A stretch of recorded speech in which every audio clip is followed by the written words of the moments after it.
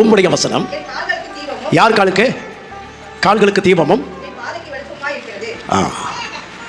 இப்போ இஸ்ரேல் ஜனங்கள்லாம் வழி பிரயாணத்தில் அந்த எகிப்திலிருந்து கடந்து வர்றாங்க. மோசையின் தலைமையில் வழி நடத்தப்பட்டு வர்றாங்க. வழி நடத்தி வரும்பொழுதே என்ன நடந்ததுன்னு கேட்டிங்கன்னா, அந்த ஏதோம் பாதையில் சில பாதைகளை நடந்து போகும்பொழுது ஆண்டவர் சொன்னார், இந்த தேசத்தை அழிக்கிறதுக்கு உங்களுக்கு பர்மிஷன் கிடையாது, ஆனால் இந்த பாதையில் நீங்கள் நடந்து போங்க அப்படின்னு. தேவன் தெரிந்தெடுத்த பாதை அது. இந்த ஜனங்கள் நடக்கிறதுக்காக தேவன் முன் தெரிந்தெடுத்த பாதை. நல்ல கவனிங்க, இதை ஸ்பிரிச்சுவலாக நான் பேசுகிறேன்.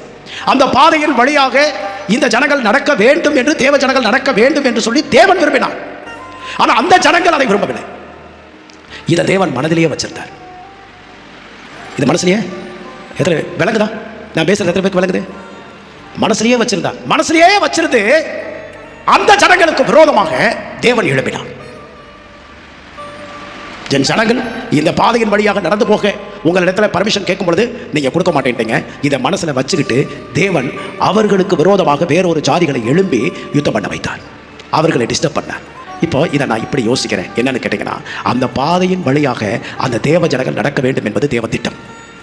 இன்றைக்கு நாம் ஒரு பாதையாக இருக்கிறோம், நாம் ஒரு வழியாக இருக்கிறோம். இன்னொருவர் நமக்குள்ளாக நடந்து போவதற்கு உரிய ஒரு வாய்ப்பை உருவாக்குகிற இடத்துல ஆண்டவர் நம்மளை வச்சிருக்கிறார். ஆனால் நாம் அதை செய்கிறவர்களாக இருக்கிறோமா அப்படிங்கிறதா எனக்கு முக்கியம். நம்ம இன்னும் மற்றவர்களுக்கு வழியை செவை பண்ணுகிறவர்களாக இருக்கிறோமா?